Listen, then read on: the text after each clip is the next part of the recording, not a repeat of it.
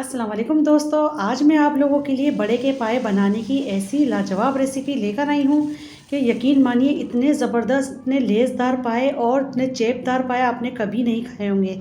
शोरबा भी बनेगा इसका इतना लजीज कि इतना एरोमेटिक इसका जायका होगा कि आज से पहले आपने इतना लजीज पाए का सालन कभी नहीं खाया होगा।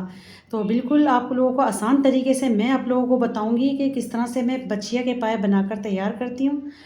क्योंकि आज की जो पाए बनाने की रेसिपी मैं आप लोगों के साथ शेयर कर रही हूँ, ये ओरिजिनल मेरी सास की रेसिपी है। उनसे ही मैंने ये पाए बनाना सीखे थे और यकीन मानिए क्या ही मज़ेदार से वो पाए बनाकर तैयार करती थी। अल्लाह ताला उनके दर्जात को बुलंद फरमाए, उनको जन्नतुल फिरदौस में आला मुकाम अता फरमाए, आमीन सुम्मा आमीन।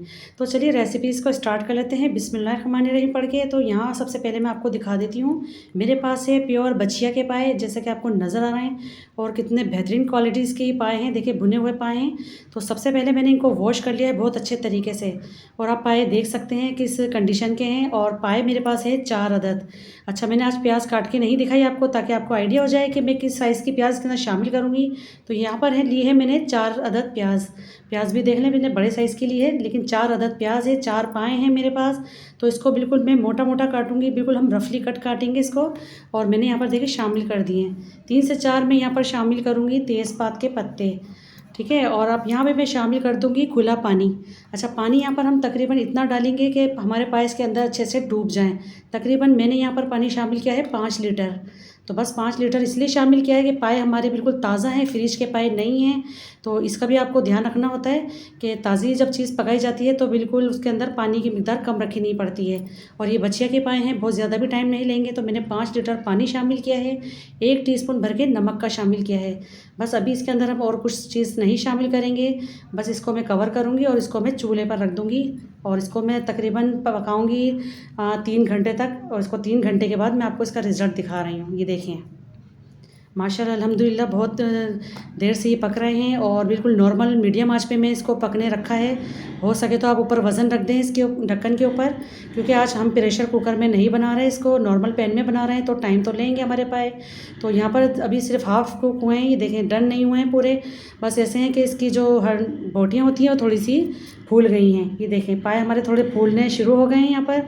और ये 3 घंटे का मैं आप लोगों को रिज़ल्ट दिखा रही हूँ। अच्छा, सबसे पहले इसकी यखनी बनाई जाती है, उसके बाद मसाले डाले जाते हैं। तो यखनी हमारी पक चुकी है, तो अब इसके अंदर मैं शामिल कर रही हूँ 4 टेबल स्पून भर के अदरक लहसुन का पेस्ट, और बिल्कुल फ्रेश पीस कर डालिएगा आप लोग भी।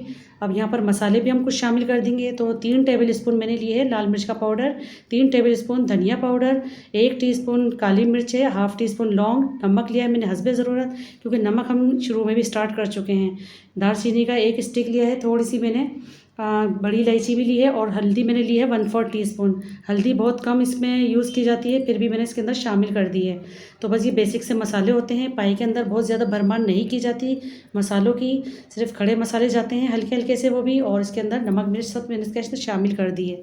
तो आप ये देख सकते हैं, इसको मैंने बिल्कुल अच्छे से चला लिया है, लेकिन अभी मैं फिर कवर करूँगी इसको मैं पकाऊँगी तकरीबन 1 से 1.5 घंटा, फिर मैं आपको दोबारा दिखाऊँगी।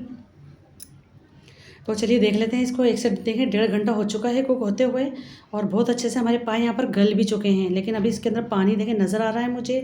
तो यहाँ पर मैं इसको पहले चला लेती हूँ, और अगर आपको नमक और मिर्च का इशू हो तो आप इस पॉइंट पे डाल सकते हैं, क्योंकि ये बछिया के पाए हैं और बछिया के पाए ज़्यादा गलने में टाइम नहीं लेते।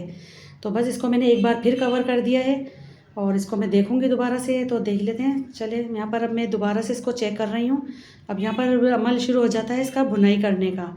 अच्छा, बाज़ मेरी बहनें इसको भूनती नहीं हैं, पायों को ऐसे ही इसको धीमी आंच पे छोड़ देती हैं पकने के लिए, और उसके वजह से इनके पायों में चेप नहीं आता, इनका शोरबा इतना जायकेदार नहीं बनता। इसकी क्या वजह है? क्योंकि वो प्रॉपर इसको भूनती नहीं है। तो यहाँ पर देखिए मैं ऑयल इसके अंदर शामिल कर चुकी हूँ, और इसको मैं भून रही हूँ। और जिस तरह से हम भून रहे हैं तो आपको ऐसा लगेगा कि ये बॉटम में लग रहे हैं, चिपक रहे हैं, तो आप इसकी परवाह बिल्कुल भी मत कीजिएगा। बस इसको आप भूनिएगा बहुत अच्छे तरीके से। जैसे जैसे ये सेपरेट होता जाएगा, ऊपर ऑयल आ जाएगा इसके। तो यहाँ पर मैं तकरीबन आधे से 1 कप ऊपर में इसके अंदर ऑयल शामिल कर चुकी हूँ। लेकिन ऑयल अभी हम यहाँ पर बहुत ज़्यादा नहीं डालेंगे, क्योंकि लास्ट में भी हमें इसके लिए एक तड़का बनाना है। तो लेकिन भूनना बहुत ज़रूरी होता है, जो कि बाज़ मेरी बहनें इसको भूनती नहीं हैं और इसको ऐसे ही पका लेती हैं धीमी आंच में रख के। उसमें शोरबे में कच्चापन रहता है, उसके अंदर एक लेयर नहीं बनती। यानी कि आपने देखा होगा कि जब पाए तैयार हो जाते हैं तो उसके ऊपर एक बलाई सी आ जाती है, जैसे दूध के ऊपर बलाई आती है, इसी तरह से एक तराई की एक पपड़ी सी आ जाती है। वो उनके पायों में नज़र नहीं आती मुझे, और आप देखिएगा इंशाल्लाह ताला हमारे पायों में वो बात आपको नज़र नहीं आएगी। तो देखिए यहाँ पर ऑयल आना शुरू हो गया है साइडों पे, और जैसे जैसे मैं इसको भूनती जाऊँगी ऑयल इसका आता जाएगा, लेकिन इसको भूनना बहुत ज़रूरी होता है। ये बहुत अहम टिप्स होती है जो कि मैंने अपनी सास से सीखी है, और यकीन मानिए मैं आप लोगों से बिल्कुल वही वाली सीक्रेट रेसिपी आपके साथ शेयर कर रही हूँ जो मेरी सास ने मुझे सिखाया है। और क्या ही मज़ेदार से ये पाए बनते हैं, यकीन मानिए इतना जायकेदार इसका शोरबा बनता है, और बहुत ही इसका लेसदार शोरबा होता है, मक्खन की तरह बिल्कुल नरम और मुलायम पाए होते हैं कि बस बंदा इसको खाता ही चला जाए। तो यहाँ पर देखें बुनाई मेरी कंप्लीट हो चुकी है। तो यहाँ मैं जो पानी आपको दिखा रही हूँ ये गुनगुना पानी है, ठंडा पानी नहीं है। जब भी आप पाए पकाते हैं, चाहे बकरे के पकाएं या फिर बछिया के बनाएं, तो आप थोड़ा गर्म पानी डाला करें जब आप शोरबा डालते हैं। तो इससे क्या होता है कि रंगत अच्छी आती है ऊपर शोरबे की, और प्लस पाए अकड़ने का खदशा नहीं होता। तो बस ये एक टिप्स होती है इसको पायों को पकाने की। तो इस तरीके से आप पकाएंगे तो यकीन मानिए आपके पाए भी बिल्कुल परफेक्ट बनेंगे और बहुत ही शानदार बनेंगे। तो यहाँ पर मैं शोरबा डाल चुकी हूँ अपने हिसाब से, क्योंकि गर्मियों के मौसम में बहुत ज़्यादा गाढ़ा शोरबा नहीं रखा जाता। तो बस बिल्कुल हम नॉर्मल इसका शोरबा रखेंगे, और इसको मैं तकरीबन 1 घंटे तक और पकाऊंगी दम पे रखने के बाद। उसके बाद मैं आपको इसका फाइनल लुक दिखाऊंगी। तो ये देखिए माशाल्लाह अल्हम्दुलिल्लाह, देखिए कितना ज़बरदस्त सा हमारे बेहतरीन से लुक के साथ हमारे बच्चिया के पाए बनकर ही तैयार हुए। आप सबसे पहले इसकी रंगत चेक करें। इतने इसको ठहरने के बाद ये यकीन मानिए 1 से 1.5 घंटा हो गया इसको कुक होते हुए, और इसका मैंने चूल्हा ऑफ़ कर दिया था। ये बिल्कुल तैयार हो चुके हैं। आप इसका शोरबा देखें और इसका कलर देखें कितना बेहतरीन सा है, क्योंकि निहारी हो या फिर पाए हों, जितना उसको रखा जाता है, जितना उसको स्ट्रे दिया जाता है, उसके बाद उसका कलर आता है, रंगत आती है। तो चलिए अब इसके लिए एक स्पेशल भगार भी बना लेते हैं। स्पेशल तड़का तैयार कर रहे हैं हम दूसरी तरफ।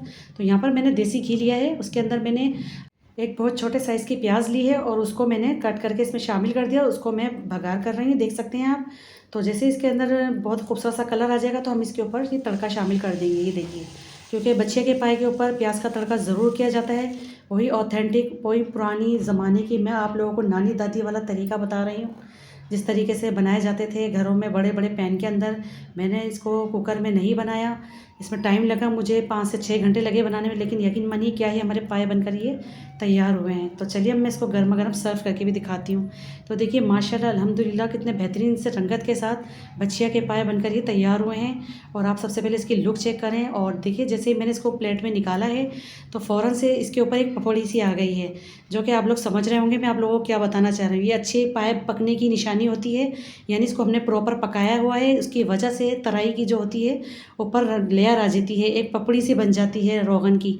वही चीज़ हमारी इंशाल्लाह ताला पाए में आप लोगों को मिलेगी, और इतने गले हुए मक्खन की तरह बिल्कुल सॉफ्ट पाए बनकर ये तैयार हुए। उसके साथ गर्मा गर्म तंदूर की रोटी लेकर आ जाएं, यकीन मानिए बड़ा ही मज़ा आएगा आपको खाने में। और जब आप इसको खाएंगे तो आपकी उंगलियों में ऐसे चिपक आएगी कि जैसे आपने कोई एल्फी लगा ली हो अपने हाथों में। इसकी क्या वजह है? ये अच्छे पाए की पकने की निशानी होती है। तो वही रेसिपी आप लोगों को बताई जो मैंने अपनी सास से सीखी है। तो आई होप आपको आज की मेरी ये रेसिपी ज़रूर पसंद आई होगी। रेसिपी अच्छी लगी तो प्लीज़ लाइक कर दीजिए, शेयर कर दीजिए। चैनल पर नए हैं तो चैनल को भी सब्सक्राइब करिए। मिलते हैं इंशाल्लाह ताला।